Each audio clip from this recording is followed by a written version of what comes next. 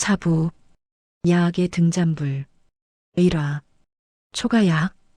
초가 지붕 아래로 바람이 샌다. 갈대 끝이 서로 긁히며 얇은 비린내를 방 안으로 끌고 들어온다. 방 한가운데 등잔 하나.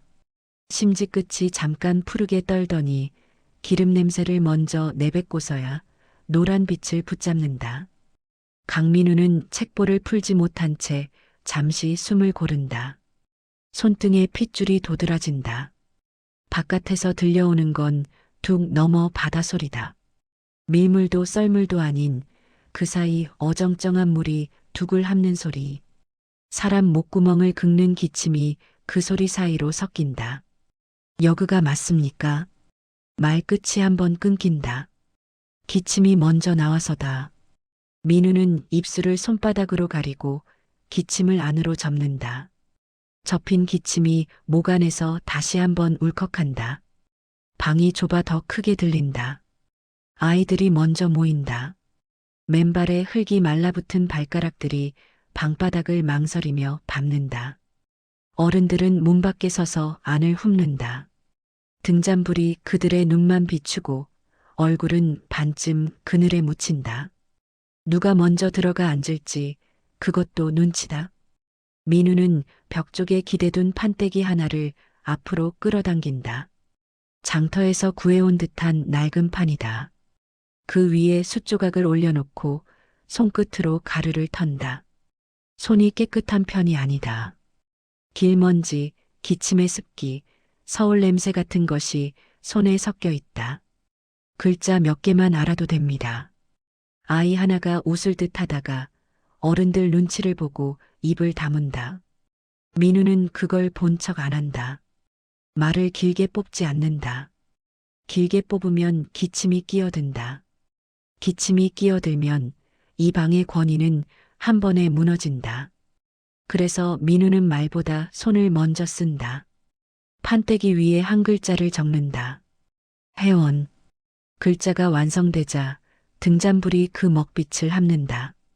아이들은 그 글자를 눈으로 만지고 어른들은 그 글자를 겁낸다. 글은 밥이 아니면서도 밥그릇을 바꾸는 물건이 될 수 있다는 걸 이 동네도 어렴풋이 안다. 문 밖에서 누군가 낮게 중얼거린다. 글 배운다 함은 찍히는 거 아니여.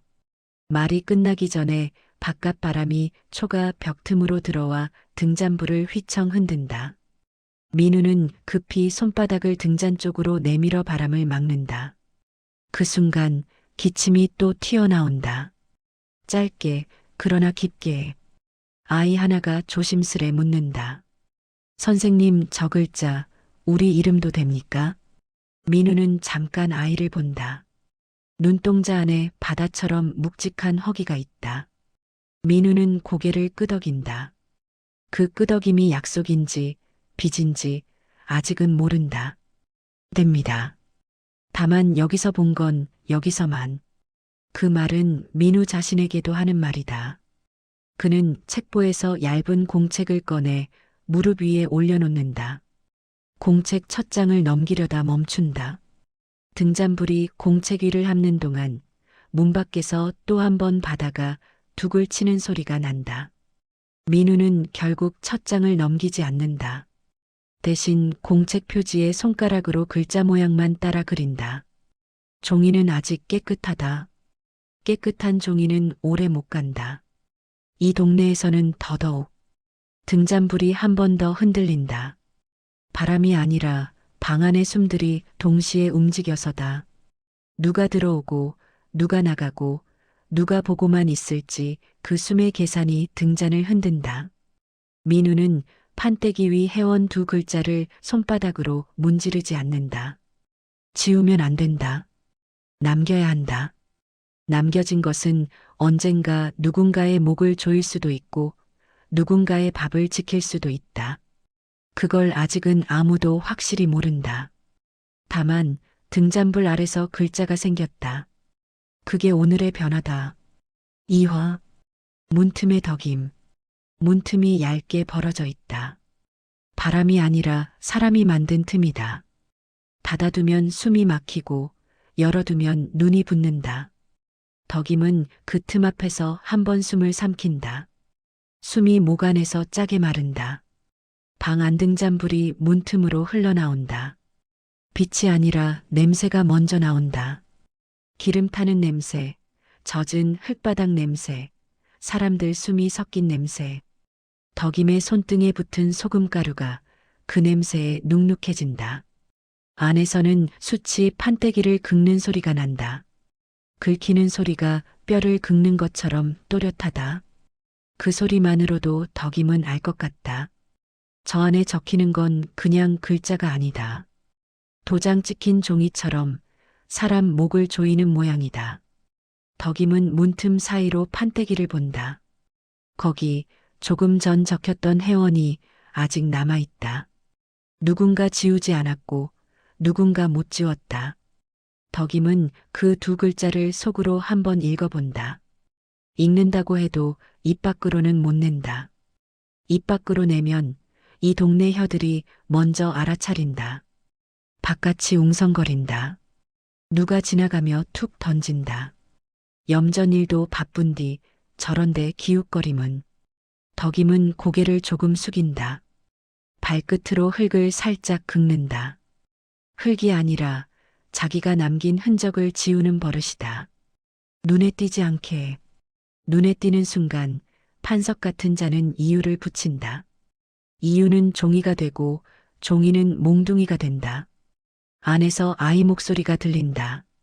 조심스러운 목소리. 우리 이름도 그 말 끝에 방안이 잠깐 조용해진다. 조용해진 틈으로 민우의 기침이 짧게 새어나온다. 기침 소리가 약함처럼 들리기 전에 민우의 대답이 따라붙는다. 된다. 그 한마디가 문틈을 타고 덕임의 가슴께로 들어온다. 덕임은 모르게 손바닥을 쥔다. 손바닥 안쪽이 까슬하게 갈라진 살과 마찰한다. 아프다. 그런데 그 아픔이 이상하게도 살아있는 쪽으로 사람을 끌고 간다. 덕임은 문틈을 더 벌리지 않는다. 더 벌리면 누가 본다. 대신 눈만 더 세운다. 판때기 위에서 숯이 움직이며 어떤 모양을 만든다. 덕임은 그 모양을 따라가려 애쓴다. 모양이 흐릿하게 겹친다. 염전 창고 자물쇠, 면사무소 봉인 종이, 판석 입에서 굴러나오던 절차라는 말. 다 종이 위에서 시작된다. 덕임은 그 종이를 미워한다. 그런데 미워하기만 해서는 못 산다. 문틈 너머 아이가 또 묻는다. 그럼 제 이름은요? 그 말에 덕임의 목이 먼저 뜨거워진다. 자기 입안이 갑자기 낯설다. 덕임은 순간 자기 이름을 누가 불러준 적이 있었나 떠올려 본다. 사람들은 늘 며느리라 부르고 어멈이라 부르고 때로는 여편네라 불렀다. 이름은 밥처럼 필요하면서도 아무도 손에 쥐어주지 않았다. 덕임은 문틈에서 한 발 물러난다. 물러나면서도 눈은 떨어지지 않는다. 창피해서가 아니다. 결심을 숨기려는 것이다. 이 동네에서 결심은 들키면 곧 약점이 된다. 바깥에서 쌍가마댁 목소리가 들린다. 가까운 데서 아따 거기서 뭐하냐? 덕임은 놀라지 않은 척 손등에 묻은 소금가루를 털어낸다. 털어내도 남는다. 소금은 그렇게 남는다. 지나가다 불빛이 새길래 쌍가마댁이 코웃음을 친다. 웃는지 비웃는지 모를 소리다. 불빛이 밤 맹글어주냐? 덕임은 대답을 바로 하지 않는다. 잠깐 둥 넘어 바다가 웅웅거리는 소리를 듣는다. 물이 들고 나가듯 마음도 들고 난다. 덕임은 결국 낮게 말한다. 밥은 내가 맹글어야지. 그 말 끝에 덕임은 문틈을 한 번 더 본다. 회원 두 글자 아래로 누군가의 이름이 적히기 시작한다. 덕임은 그 획을 눈으로 훔친다. 훔치는 건 소금이 아니라 자기 몫이다. 그리고 속으로 아직 소리내지 못하는 욕심을 하나 붙잡는다. 내 이름도 내 손으로 읽을 수 있어야 한다. 덕임은 돌아선다. 돌아서면서도 문틈에서 나온 등잔 냄새가 등에 붙는다. 떼어내지 않는다. 이제는 그 냄새가 염전 소금내만큼이나 필요해질 것이다. 3화. 아이들. 등잔불이 켜지는 날이면 아이들 발소리가 먼저 모인다. 맨발이 흙을 살짝 차며 들어오고 문턱에 발가락이 걸렸다가도 다시 앞으로 간다. 처음 며칠은 그랬다. 눈이 반짝이고 입술이 먼저 움직였다. 자기 이름을 소리로 굴려보고 싶어서. 그런데 어느 날부터 발소리가 줄었다. 줄어든 건 숫자만이 아니었다. 방 안 공기가 달라졌다. 숨을 크게 쉬는 사람이 없어졌다. 아이들이 책을 품 안으로 감추고 앉는다. 감추는 건 글자가 아니라 온 이유였다. 민우는 판때기 앞에 서서도 자꾸 문 쪽을 본다. 문이 열리는 소리에 몸이 먼저 반응한다. 기침이 올라오면 목구멍에서 꾹 눌러 삼킨다. 등잔 연기와 기침이 한데 섞여 방 안은 더 눅눅해진다. 아이 하나가 손을 들여다가 내려놓는다. 손가락이 허공에서 머뭇거리다 무릎 위로 떨어진다. 민우가 묻는다. 어디까지 했지? 아이의 입이 열렸다 닫힌다. 옆자리 아이가 대신 입술을 움직인다. 소리가 나오기 전에 뒤쪽에서 어른손이 툭 뻗어 아이의 입을 덮는다. 엄마 손바닥이다. 손바닥에 마른 소금기가 묻어 있다. 손이 아이 입술을 누르자 아이는 눈으로만 대답한다. 민우는 그 손을 본다. 말하지 않는다. 말하면 더 깊게 상처가 나니까. 대신 수추로 글자를 다시 쓴다. 천천히 크게. 이, 름. 글자마다 숟가루가 떨어져 흙바닥에 박힌다. 그때 문 밖에서 낮은 소리가 지나간다. 누가 웃는 소리도 아니고 꾸짖는 소리도 아니다. 그냥 지나가며 툭 던지는 말이다. 거기 들락거리면 찍히는 거 아니여? 말은 바람처럼 스치는데 등잔불은 그 말을 붙잡아 방 안에 매단다. 아이들 눈이 동시에 문 쪽으로 쏠린다. 숨이 얇아진다. 누군가의 어깨가 움찔한다. 한 명이 아니라 방 전체가 움찔한다. 다음 날 아이 하나가 안 온다. 그 다음 날엔 둘이 안 온다. 며칠 지나자 빈자리가 줄줄이 생긴다. 빈자리는 말이 없다. 말이 없어서 더 선명하다. 민우가 아이 집 쪽으로 몇 걸음 갔다가 멈춘다. 담장 너머에서 어른들 목소리가 새어나온다. 글 배워서 뭐 하려고. 괜히 눈에 띄면 웃자냐. 저 서울 선생 탈은 없겠지? 말이 고우면 더 수상하다. 수상이란 말이 갯벌에서 썩은 물고기 냄새처럼 남는다. 민우는 담장 앞에서 숨을 한번 고른다. 기침이 올라와도 참는다. 참는 게 이 동네에선 곧 버티는 법이라는 걸 민우도 배운다. 그날 밤 야학에 나온 아이가 셋뿐이다. 셋이 모이면 셋의 숨이 커져야 하는데 오히려 더 작아진다. 한 아이가 책을 펼치려다 창문 밖 그림자를 보고 얼른 덮는다. 덮는 소리가 칼집 다치는 소리처럼 똑 난다. 민우는 아이들을 앉혀놓고도 수업을 시작하지 못한다. 수업이 아니라 목숨을 건 확인이 먼저다. 누가 너희더러 오지 말라 하더냐. 아이들은 대답하지 않는다. 대답하면 누군가 이름이 나온다. 이름이 나오면 그 이름은 종이에 적힌다. 종이는 곧 칼이 된다. 아이들은 그걸 어른보다 먼저 눈으로 배운다. 민우는 결국 묻는 걸 접는다. 숯을 들고 판때기 아래쪽에 작은 글자를 하나 더 적는다. 아주 작게 마치 숨기듯이. 오늘 온 사람. 그 글자 옆에 빈칸을 남겨둔다. 아이들은 그 빈칸을 본다. 이름을 적으면 배울 수 있을 것 같다가 이름을 적으면 잡힐 것 같기도 하다. 같은 이름인데 다른 칼끝이다. 문 밖에서 또 발소리가 지나간다. 이번엔 멈추지 않는다. 그냥 지나간다. 지나가며 남긴 침묵이 말보다 더 오래 남는다. 등잔불은 여전히 켜져 있는데 방 안은 점점 어두워진다. 민우는 불을 탓하지 않는다.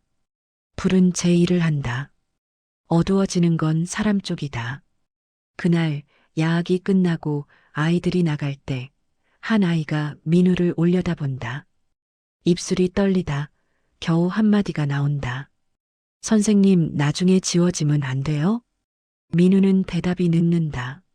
지워질 수 있는 건 글자지, 찍힘은 아니라는 걸 말로 할 수가 없다. 그는 결국 아이 머리 위에 손을 얹지 않는다. 손을 얹으면 위로가 되겠지만 위로는 곧 약점이 되기도 한다. 민우는 낮게만 말한다. 안 지워지게 내가 잘 쓸게. 아이들은 그 말을 믿어서가 아니라 믿을 곳이 그 말밖에 없어서 고개를 끄덕인다. 등잔불이 꺼지며 방 안에 남은 건 숟가루와 빈자리와 목구멍에 걸린 숨이다. 그리고 마을은 이미 알고 있다. 글을 배우는 건 배를 채우는 일이기도 하지만 누군가에겐 표적이 되는 일이기도 하다는 걸. 사와 민우 마이너스 덕임. 아이들이 하나둘 흩어지자 초가 안은 금세 텅 비었다. 등잔불 아래에 남은 건 숟가루 냄새와 젖은 흙내, 그리고 널빤지 위에 비스듬히 남은 글자 자국뿐이었다. 민우는 숫 조각을 천으로 감싸쥐었다. 기침이 한번 목 깊숙이 걸렸다가 억지로 삼킨 듯 소리 없이 가라앉았다. 그는 등잔 심지를 조금 눌러 불을 낮추고 밖으로 나섰다. 마당 끝 덕임이 서 있었다. 들어오지 않고 나가지도 못하는 자리에 덕임은 두 손을 치마폭에 문질렀다. 손바닥이 아니라 손등을 닦는 버릇이 먼저 나왔다. 소금물에 헐어 하얗게 일어난 살이 밤 공기에도 까슬하게 돋아 있었다. 민우는 한 걸음만 옮겨도 덕임이 뒤로 물러날 걸 알고 있었다. 그래서 멈춘 자리에서 연필을 꺼냈다. 연필심이 짧았다. 손끝에서 굴리자 검은 가루가 묻었다. 아까 문틈에 덕임이 눈을 들었다. 눈빛이 먼저 아니다라고 말하고 입이 늦게 따라왔다. 바람 쐬러 나왔는디요. 민우는 대꾸하지 않았다. 대신 연필을 들고 손바닥 위에 조심히 올려두었다가 다시 쥐었다. 종이 한 장을 접어 덕임 쪽으로 살짝 내밀었다. 이거 잡아보소. 덕임은 한동안 움직이지 않았다. 바닷바람에 소금꽃이 핀 손으로 하얀 종이를 만지는 게 우스운 일처럼 느껴졌다. 종이는 얇았고 얇은 것들은 늘 쉽게 찢어졌다. 찢어지는 건 사람도 밥도 말도 다 마찬가지였다. 덕임이 결국 손을 뻗었다. 종이를 잡는 순간 손가락 틈새에서 거친 살이 종이를 긁었다. 민우가 그 소리를 들었다. 종이가 찢어지진 않았지만 덕임은 마치 찢긴 것처럼 얼른 손을 뗐다. 꺼봐라. 덕임이 낮게 말했다. 나 손이 이래서 그런 거 못혀. 민우는 웃지 않았다. 웃으면 덕임이 더 굳어질 것 같았다. 그는 종이 위에 연필을 대고 아주 작은 글자를 하나 적었다. 글자가 적히는 소리가 염전에서 소금 긁는 소리와는 딴판이었다. 부드럽고 조용했다. 조용해서 더 무서운 소리였다. 민우가 종이를 덕임 쪽으로 돌려 보여줬다. 이거 회원이라. 덕임의 눈이 그 두 글자에 붙었다. 글자는 가만히 있는데 덕임은 그게 움직이는 것처럼 느꼈다. 글자는 바닷물처럼 들어왔다가 어느 순간 사람의 목을 조여올 수 있었다. 덕임이 말했다. 그런 게 뭔 소용이여. 저 글자 두 개가 쌀한 대로 바뀌어. 민우가 잠시 숨을 고르는 듯 했다. 목구멍에서 또 기침이 올라오려다 멈췄다. 바뀔 때가 있소. 그는 연필 끝으로 덕임의 손등 가까이를 닿지 않게 가리켰다. 손으로 일한 것, 손만으로는 안 남는 뒤 글로 적히면 남아. 남으면 누가 가져가도 내가 했다 말할 수 있어. 덕임이 코웃음을 쳤다. 그 웃음엔 비웃음이 아니라 오래된 피로가 섞여 있었다. 마른 바람 불문 나라가 불어. 민우는 고개를 끄덕였다. 그래서 바람에 안 날아가게 묶어두는 게 그리워. 덕임은 종이를 다시 집어들었다. 손끝에 종이의 매끈함이 닿자 손의 가스람이 더 또렷해졌다. 소금이 살을 먹이고 살이 종이를 긁는 사이 덕임은 잠깐 자기 손이 부끄러운지 성난 건지 알 수 없었다. 멀리서 개 짖는 소리가 한 번 터졌다. 둑 쪽에서 바닷물이 밀려드는 소리가 낮게 깔렸다. 봄이라도 바다는 제멋대로였다. 덕임이 종이를 접어 민우에게 돌려주며 말했다. 선생, 그런 거 남들 보기 전에 치워불어. 사람들 혀가 더 빠르단께. 민우는 종이를 받아 접어 노트 사이에 끼웠다. 노트는 마른 풀 냄새가 났다. 그는 덕임을 바라보지 않은 채 한마디만 던졌다. 내일은 숫자부터 해봅시다. 쌀셈은 누구나 해야 혀. 덕임이 돌아서려다 멈췄다. 손을 한번 쥐었다 폈다. 소금기 낀 살이 당겼다. 내일은 바람 불면 못 온다. 민우가 조용히 말했다. 바람 불어도 등잔은 켜놓을 거요. 덕임은 대답하지 않고 마당 끝으로 걸어갔다. 발밑 흙이 눅눅하게 붙었다 떨어졌다. 뒤에서 연필 긁는 소리가 다시 났다. 덕임은 그 소리가 소금 긁는 소리보다 더 오래 남을 것 같아서 한 번 더 손바닥을 치마폭에 문질렀다. 오하, 우물가. 우물가엔 봄바람이 먼저 와 앉아 있었다. 바닷내가 눅진하게 묻어들어 물비린내랑 뒤섞였다. 두레박줄이 젖은 삶처럼 축 늘어져 있고 누가 한 번 당길 때마다 삐걱 소리가 뼈마디처럼 났다. 안악들이 모여섰다. 물들어 나왔다가도 입이 먼저 움직이는 자리였다. 손목엔 빨래비누 거품이 아직 마르지 않았고 치맛단엔 개틀기 붙어 있었다. 양말이여. 누가 낮게 던지자 다른 잎들이 그 말 위로 몰려들었다. 그 서울서 온 선생 말이제. 기침을 어찌나 허는지 밤마다 걔도 놀래겄더만. 허허, 그래도 글은 글이제. 글 배워서 뭐 해먹을락 하냐.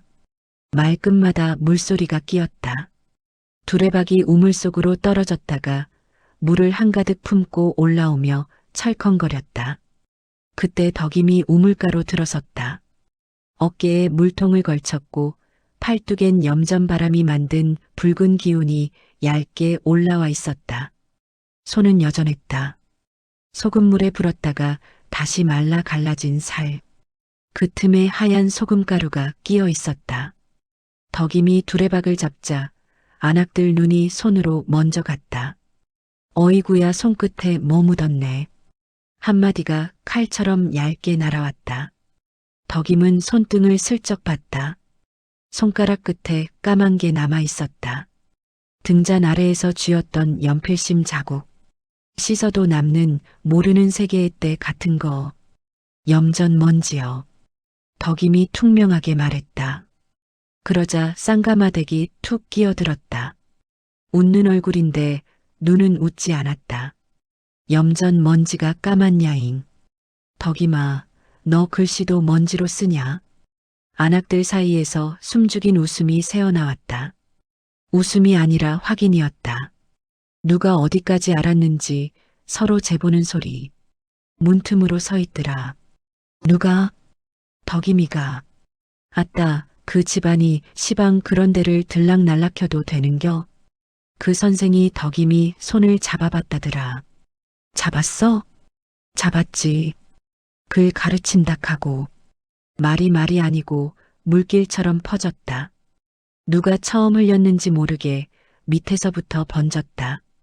덕임은 두레박을 천천히 끌어올렸다. 물이 차오를수록 가슴도 같이 차올랐다. 쌍가마대기 덕임 옆으로 바짝 붙었다. 목소리를 낮추는 척하면서도 딱 들리게 했다. 사람 혀가 소금보다 짜다잉. 너 그 짠 거를 이길라면 단단히 버텨야 혀. 덕임이 물을 통에 붓다가 잠깐 멈췄다. 우물물 표면에 자기 얼굴이 비쳤다. 바람에 물결이 일어 얼굴이 금세 찢어졌다. 덕임은 그 찢어진 얼굴을 오래 보지 않았다. 나가 못 헐락하고 글씨를 배운다냐? 덕임이 말했다. 그냥 내 이름이나 내 손으로 한번 써볼락하는겨. 그 말이 나오는 순간 우물과 공기가 바뀌었다. 안악들의 눈이 조금 더 날카로워졌다. 이름이란 말이 배고픈 만큼 위험한 말처럼 들렸다. 어떤 안악이 혀를 찼다. 이름은 써서 뭐혀? 종이 쪼가리가 밥이요? 덕임이 물통 뚜껑을 닫았다. 통을 들어 올리는 손이 아주 잠깐 떨렸다. 갈라진 살 사이로 물이 스며들어 따가웠다. 덕임은 그 따가움을 표정으로 내지 않았다. 쌍가마대기 덕임을 쿡 찔렀다. 너 선생이랑 말 길게 섞지 마라. 길게 섞이는 순간 동네가 너를 먹어불어. 덕임은 대꾸 대신 물통끈을 어깨에 다시 올렸다. 어깨가 꺼질 만큼 무거웠다. 하지만 그 무게가 익숙했다. 익숙한 것만이 살아남게 했다. 뒤에서 안악들 목소리가 다시 붙었다. 이번엔 민우 얘기보다 누가 들으면 좋겠다는 얘기가 섞였다. 판석이 귀에 들어가면 그 인간은 뭐든지 종이로 엮자녀. 야학이든 뭐든 찍어버리면 끝이제. 덕임이 걸음을 옮길 때 우물과 바닥의 물자국이 발에 들러붙었다. 갯벌 흙처럼 끈적하게. 덕임은 그 끈적함을 떼어내려 발을 한번 굴렀다. 소용없었다. 집으로 돌아가는 길목에서 덕임은 손가락 끝을 한번 비볐다. 까만 자국이 희미하게 남아 있었다. 씻어도 남는다는 걸 덕임은 그제야 알았다. 글도 소문도 한번 묻으면 쉽게 안 떨어진다는 걸. 덕임은 숨을 길게 한번 삼켰다. 바닷바람이 목구멍을 타고 내려가 짰다. 그리고 아무한테도 들리지 않게 혼잣말처럼 중얼거렸다. 밥이 먼저여 그래도 안 배워 불면 다 뺏겨. 물통 속 우물물이 덜컹하고 한번 흔들렸다. 그 소리가 뒤따라오는 소문처럼 오래 귀에 남았다. 6화 민우의 제안. 초가 안은 등잔불이 낮게 눌어붙어 있었다. 불꽃이 숨을 쉬듯 꺼질락 말락 흔들렸고 그 아래 그림자들이 벽에 붙었다 떨어졌다 했다. 바깥에선 개가 한번 짖고 북쪽에서 바닷바람이 초가 지붕을 긁고 지나갔다. 덕임은 문턱을 넘지 않았다. 발끝만 안으로 들여놓고 섰다. 우물가에서 들은 말들이 아직 귓속에 남아 물비린내처럼 빠지지 않았다. 손바닥에선 소금기와 흙이 뒤섞인 냄새가 났다. 민우는 책상 대신 널빤지 위에 종이를 펼쳐놓고 있었다. 종이는 새 것이 아니었다. 여기저기 구겨졌고 가장자리가 해풍에 먹힌 것처럼 일어났다. 그 옆에 작은 인주통 하나가 놓여 있었다. 뚜껑이 살짝 열려 붉은 잉크가 젖은 살처럼 번들거렸다. 민우가 고개를 들었다. 입술이 한번 말랐다가 기침이 먼저 나왔다. 그는 손등으로 입을 가리고 한참을 참았다. 참는 동안 등잔불이 더 흔들렸다. 오늘 우물가 다녀오셨습니까? 덕임은 대답 대신 인주통을 봤다. 붉은 게 눈에 먼저 밟혔다. 그 색이 염전의 흰 소금과는 달라서 더 위험해 보였다. 민우가 종이 위에 뭔가를 적었다. 연필 끝이 종이를 긁는 소리가 초가 안을 얇게 갈랐다. 그리고 종이 한 장을 덕임 쪽으로 밀었다. 이건 이름 적는 연습이 아닙니다. 그럼 뭐요? 민우는 잠깐 말을 고르듯 숨을 들이켰다. 장부입니다. 그리고 도장. 덕임의 눈이 가늘어졌다. 몸이 먼저 경계했다. 우물가에서 들은 말 종이가 밥이냐? 그게 다시 목을 걸었다. 민우가 인주통을 손끝으로 살짝 돌려 보였다. 저 사람들이 가져오는 건 이런 겁니다. 위임장이니 세금이니 관리니 말은 그럴듯하죠. 그런데 결국은 도장 찍은 쪽이 이깁니다. 덕임이 코웃음을 짧게 흘렸다. 이 동네 사람들 도장도 없음께 손도장 찍고 말지. 바로 그걸 노립니다. 민우가 낮게 말했다. 손도장. 이름도 제대로 못 읽는 사람들 앞에 종이 내밀고 여기 찍으시오 하면 그게 끝입니다. 덕임은 말이 없었다. 대신 손가락을 펴봤다. 갈라진 틈에 붉은 잉크가 들어가면 씻어도 안 지워질 것 같았다. 소금은 씻기면 떨어져도 잉크는 살 속에 박히는 냄새가 났다. 민우가 다시 종이를 들었다. 이번엔 숫자들이 줄 맞춰 적혀 있었다. 여기 소금 가마니 수, 그리고 나눠 가진 목. 이걸 누가 어떻게 적느냐가 앞으로는 칼이 됩니다. 덕임이 그제야 종이를 잡았다. 손끝이 종이에 닿는 순간 사각거리는 촉감이 낯설었다. 갯벌의 끈적함도 소금의 까슬함도 아니었다. 마른 뼈 같은 촉감이었다. 내가 이걸 안다고 덕임이 입안을 굴렸다. 뭐가 달라지겠냐? 민우는 대답을 서두르지 않았다. 등잔심지가 한번 튀며 작은 불꽃이 일었다. 그 불빛이 덕임 손등에 갈라진 자국을 비추고 다시 종이를 비췄다. 달라지지 않을 수도 있습니다. 민우가 솔직하게 말했다. 하지만 모르면 달라질 기회조차 빼앗깁니다. 덕임이 종이를 내려다봤다. 숫자들이 줄줄이 서 있는 게 마치 둑 위에 줄 서 있는 사람들 같았다. 한 줄만 무너지면 뒤가 다 무너지는. 민우가 조심스레 덧붙였다. 가르치겠습니다. 이름만이 아니라 남이 들이미는 종이를 읽는 법을요. 그리고 도장을 어떻게 피하고 어떻게 쓰는지도. 덕임이 입술을 깨물었다. 밖에서 바람이 한 번 세게 들이치며 문풍지를 흔들었다. 바닷물은 보이지 않아도 늘 둑 아래에 있었다. 기다렸다가 틈만 나면 들어오는 것처럼. 덕임이 고개를 들었다. 민우의 눈은 맑아 보이는데 그 맑음이 오히려 더 위태로웠다. 이 동네에선 맑은 게 오래 못 버틴다는 걸 덕임은 몸으로 알았다. 선생, 덕임이 낮게 불렀다. 나 배워서 이기자고 하는 거 아니여. 민우가 숨을 멈췄다. 덕임은 말을 이어갔다. 나 배워서 안 빼앗기려고 하는 거요. 우리 집 밥그릇 남 손에 안 넘어가게. 그 말이 끝나자 덕임은 종이를 접어 품에 넣었다. 옷감 안쪽에 종이가 닿자 차갑고 딱딱한 감촉이 가슴께에 붙었다. 마치 새로 생긴 멍 자국 같았다. 민우는 고개를 끄덕였다. 끄덕이는 순간 또 기침이 올라왔지만 이번엔 억지로 삼켰다. 내일부터 등잔불 꺼지기 전까지. 민우가 말했다. 짧게 매일. 길게 하면 눈에 띕니다. 덕임이 문턱 밖으로 한 발 물러났다.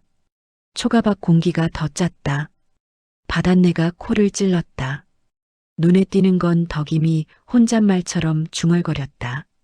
이미 뛰었는갑다. 덕임은 돌아섰다. 발밑 흙이 살짝 젖어 신발에 달라붙었다. 우물가의 물자국처럼. 등잔불은 초가 안에서 아직 흔들리고 있었다. 흔들리면서도 꺼지진 않았다.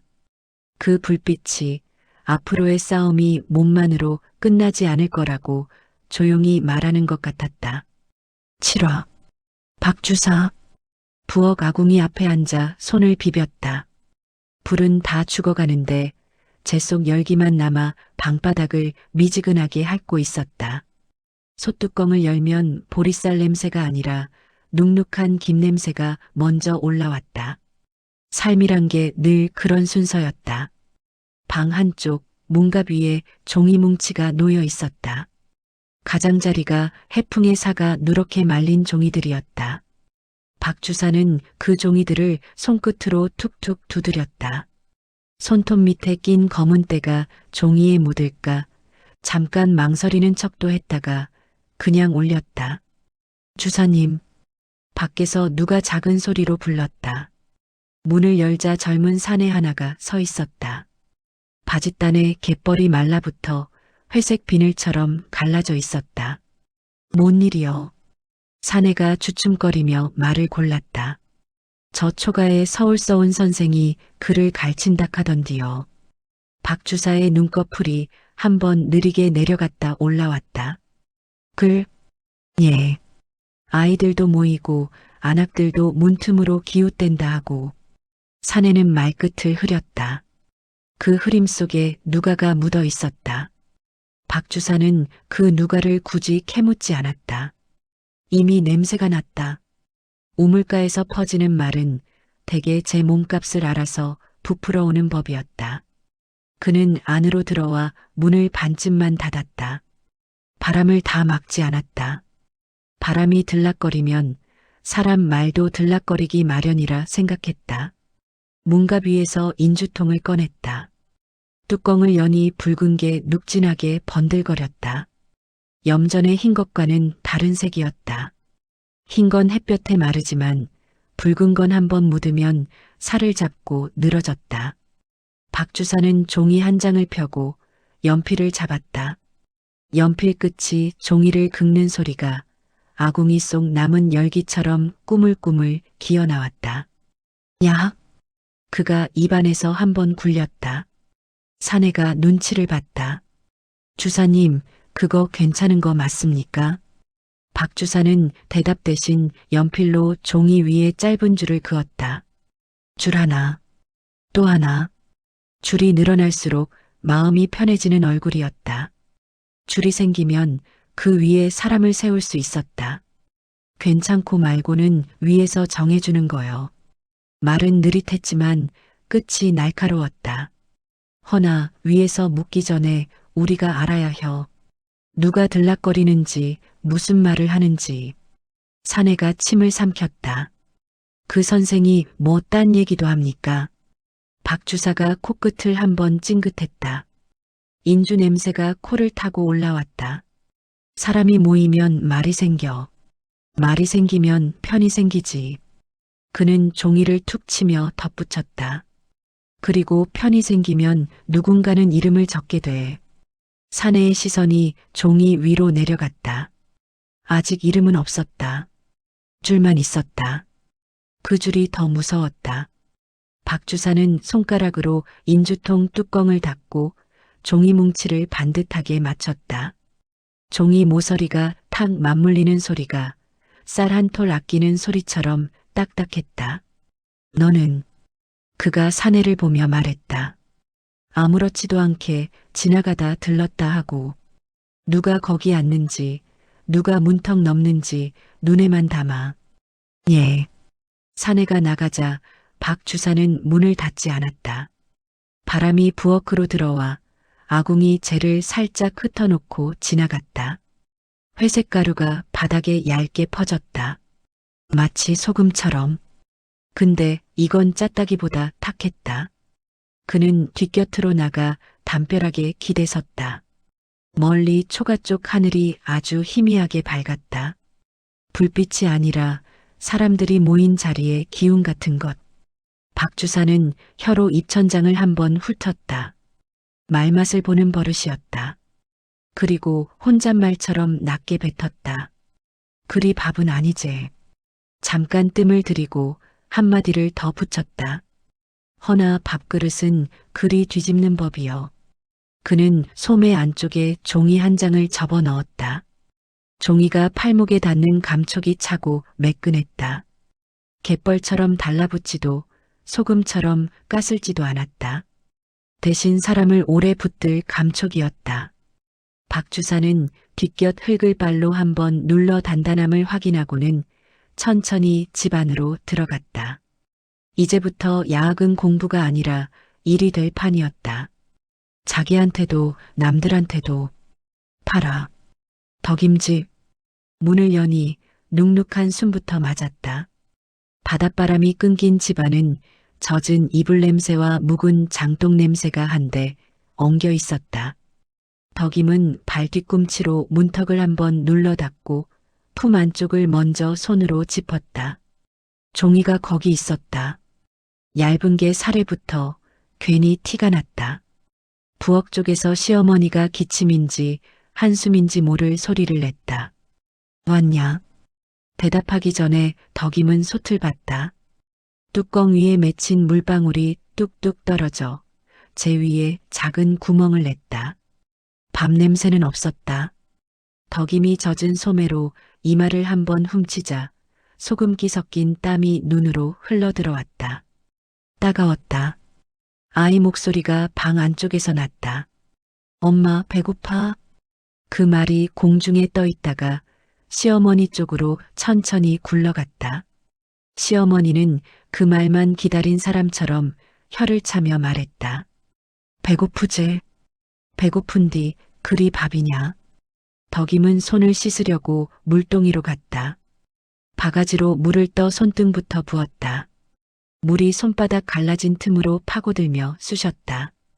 그는 그 쑤심으로 정신을 잡았다.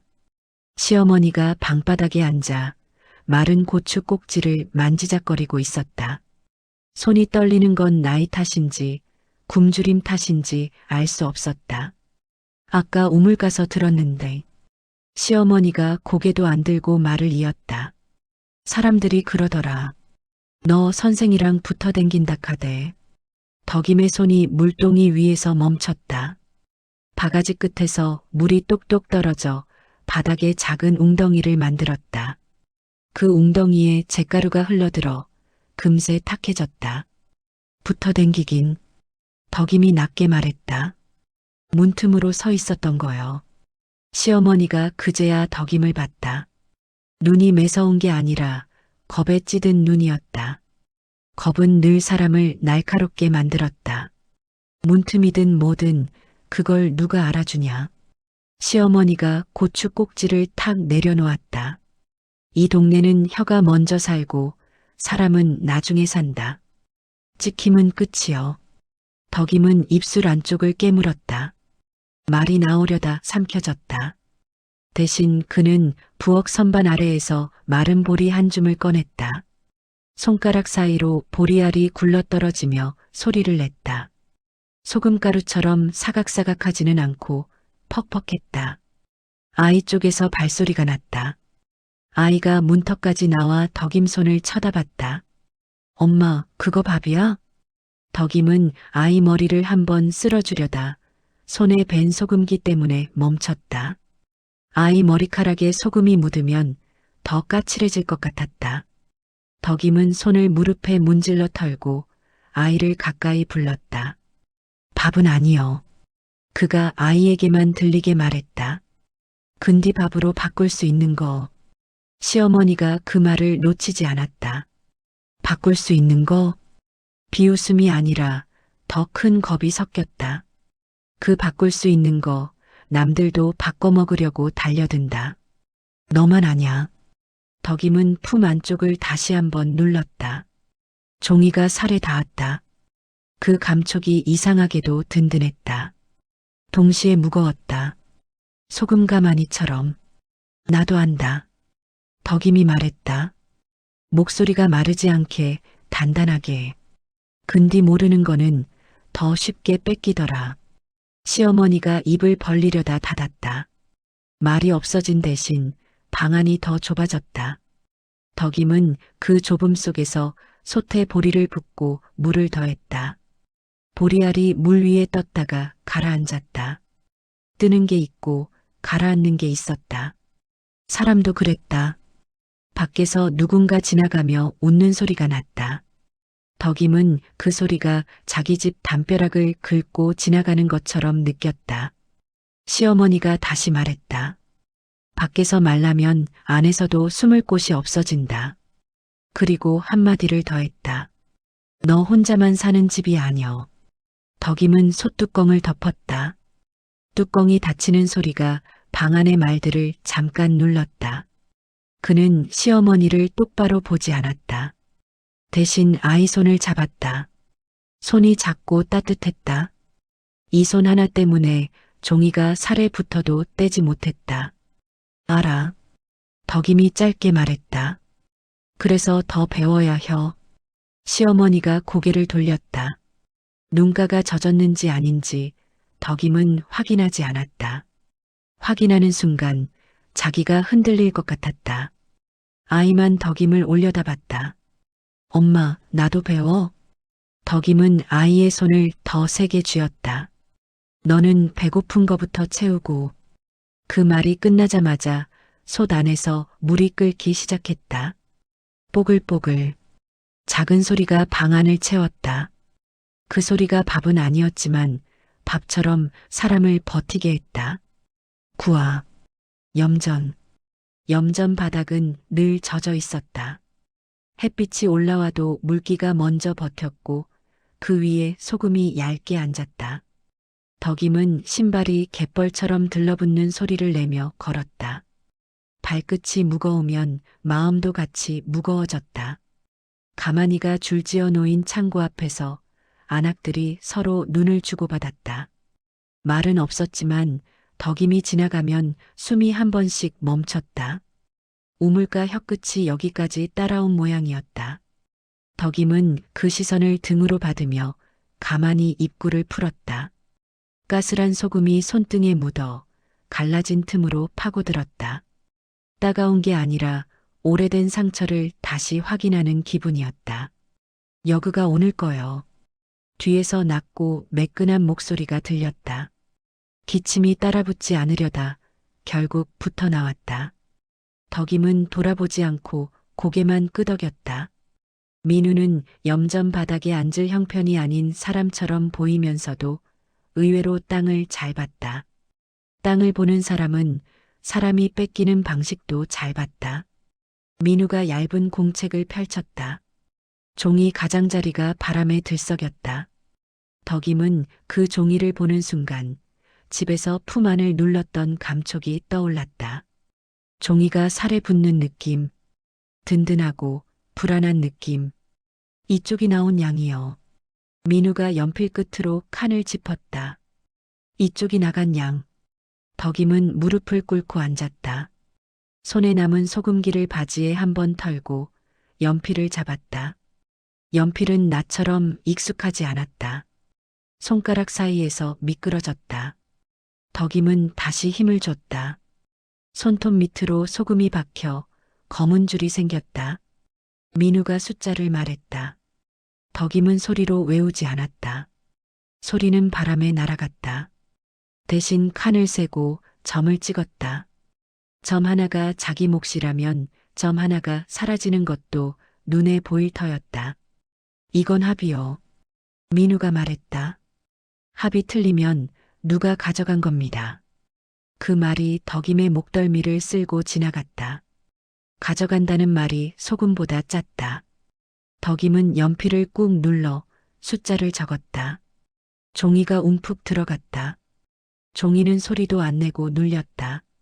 사람도 그렇게 눌린다는 생각이 들었다. 옆에서 가만히를 끌던 인부가 툭 내뱉었다. 장부질한다고 소금이 늙었냐. 다른 사람이 웃었다. 웃음이 소금꽃처럼 흩어졌다가 금세 사라졌다. 덕임은 고개를 들지 않았다. 고개 들면 눈이 마를 것 같았다. 그는 숫자 칸을 다시 봤다. 민우가 기침을 삼키며 말했다. 손으로 일한 건 손으로만 지키기 어렵습니다. 덕임은 연필을 잠깐 내려놓았다. 손바닥을 펼쳐보았다. 소금물에 헐어 하얗게 일어난 살, 갈라진 금. 이 손이 염전을 만들었고 이 손이 아이밥을 만들었다. 그런데도 누군가가 종이 한 장으로 저 손을 없는 손으로 만들 수 있었다. 덕임은 다시 연필을 집었다. 그럼 내가 적음은. 말이 짧게 끊겼다. 덕임이 혀끝을 정리하고 다시 말했다. 내가 적어놓음은 못 가져가제? 민우는 바로 대답하지 않았다. 잠깐 눈을 내리깔고 연필을 한번 굴렸다. 그 작은 침묵이 덕임에게는 더 무서웠다. 못 가져간다는 말이 세상에 없다는 뜻 같아서 민우가 결국 말했다. 덜 가져가게는 할 수 있습니다. 그리고 덧붙였다. 완전히는 어렵고요. 덕임의 숨이 한 번 목에 걸렸다가 내려갔다. 완전히는 어렵다. 그 말이 바다를 이기지 못한다는 말과 닮아 있었다. 덕임은 입술을 다물고 칸을 다시 맞췄다. 합이 한 칸 어긋나 있었다. 덕임은 그 어긋남을 보고 손가락으로 종이를 문질렀다. 종이엔 아무 냄새도 없는데 덕임은 거기서 누가 내 몫을 빼먹는 냄새를 맡았다. 여급하라. 덕임이 조용히 말했다. 이거 하나가 비었는데. 민우가 고개를 숙여봤다. 덕임이 가리킨 건 숫자 한 칸이 아니라 비어있는 칸 자체였다. 비어있는 건 아무것도 아닌 게 아니었다. 비어있음이 곧 빼앗김이었다. 민우가 입술을 꾹 누르며 고개를 끄덕였다. 예. 그 한마디가 덕임의 등에 붙어 더는 떨어지지 않았다. 멀리서 창고 문이 삐걱 소리를 냈다. 누군가 들어갔다 나오는 소리였다. 덕임은 반사적으로 고개를 들었고 그 순간 안악몇이 또 눈을 피했다. 덕임은 그 눈 피하는 속도에서 이미 다들 알고 있다는 걸 느꼈다. 누가 가져갔는지, 누가 시켰는지, 다만 입으로 말하지 않을 뿐. 덕임은 공책을 덮지 않았다. 덮으면 또 비는 칸이 생길 것 같았다. 그는 연필을 공책 위에 얹어두고 손바닥으로 소금가루를 한번 털었다. 털어도 남는 게 있었다. 소금은 남고 숫자는 남고 의심도 남았다. 선생, 덕임이 민우를 처음으로 제대로 불렀다. 나 내일도 배울 수 있겠소? 민우가 대답하려다 기침을 한번 했다. 기침 소리가 염전 바닥에 떨어졌다가 바람에 씻겼다. 그는 숨을 고르고 말했다. 예, 내일도요. 덕임은 그 말이 약속인지 또 다른 표식인지 가늠하지 않았다. 다만 공책의 칸을 다시 한번 봤다. 칸은 사람이 만든 선인데 그 선이 사람 목을 조를 수도 있다는 걸 이제 알았다. 그는 공책을 조심히 접어 민우 쪽으로 밀어줬다. 그리고 가만히 입구를 다시 묶었다. 손이 빠르게 움직였다. 손은 늘 살 길을 먼저 찾았다. 글이든 숫자든 결국 손이 잡을 수 있어야 했다. 10화 등잔 꺼짐. 초가 지붕 밑에 매달린 등잔은 바람만 스쳐도 흔들렸다. 유리통 안기름은 바닥을 보였고 불꽃은 자꾸 한쪽으로 기울었다. 민우는 입술을 닫고 기침을 삼켰다. 삼키는 기침은 목구멍에 남아 헛헛한 소리만 가슴에서 굴렀다. 야학자리에는 아이가 반밖에 없었다. 더 적게 느껴진 건 앉은 자리 사이가 비어 있어서였다. 빈자리는 소리도 냄새도 없는데 사람을 더 크게 보이게 했다. 민우는 칠판에 남은 분필가루를 손바닥으로 훔쳤다. 가루가 살에 달라붙었다가 금세 떨어졌다. 염전의 소금가루처럼. 아이 하나가 책을 덮으며 물었다. 선생, 내일도 혀요? 민우가 대답하기 전에 밖에서 발소리가 스쳤다. 둑길을 걷는 소리였다. 누가 굳이 밤에 이쪽으로 오나 싶을 만큼 발은 느리고 고집이 있었다. 아이들의 눈이 동시에 문으로 갔다. 문틈으로 들어오는 바람이 등잔불을 한번 휘청이게 했다. 내일도 한다. 민우는 목소리를 낮게 눌러 말했다. 근디 늦게는 오지 말고. 해지기 전까지만. 아이들은 고개를 끄덕였지만 그 끄덕임은 약속이라기보다 살피겠다는 몸의 습관 같았다. 민우는 아이들을 보냈다. 아이들이 문을 나설 때마다 등잔불이 한 번씩 숨을 고르는 듯 했다. 마지막 아이가 나가고 초가 안이 텅 비었다. 민우는 등잔 밑으로 노트를 당겨 놓았다. 종이는 습기를 먹어 가장자리가 살짝 울었다. 그는 오늘 낮에 염전 바닥에서 본 연필 자국을 떠올렸다. 숫자 칸 하나를 눌러 적던 손, 소금기 묻은 손등, 말보다 먼저 움푹 패이던 종이. 민우는 노트를 펴고 첫 줄 위에 연필을 올려놓았다. 잠깐 멈추었다. 지금 적는 글이 누군가를 살릴지 죽일지 알 수 없었다. 그래서 더더욱 무엇을 적을지 골라야 했다. 골라 적는 순간부터 중립은 깨끗하지 않았다. 밖에서 다시 발소리가 들렸다. 이번엔 초가를 지나치지 않고 잠깐 머무르는 기척이었다. 민우는 숨을 멈추었다. 등잔불이 가늘게 떨며 기름 냄새를 더 세게 뿜었다. 손끝이 차가워졌다. 그는 결국 적었다. 회원. 짧은 두 글자였다. 바다와 땅의 이름. 사람들의 욕심이 붙어 있는 이름. 민우는 그 아래에 한 줄을 더 붙였다. 문장이라기보다 기록의 습관처럼 눈앞의 것부터 바람에 소금 냄새가 섞여 들어온다. 두근 낮에는 땅인 척하고 밤에는 물을 기억한다.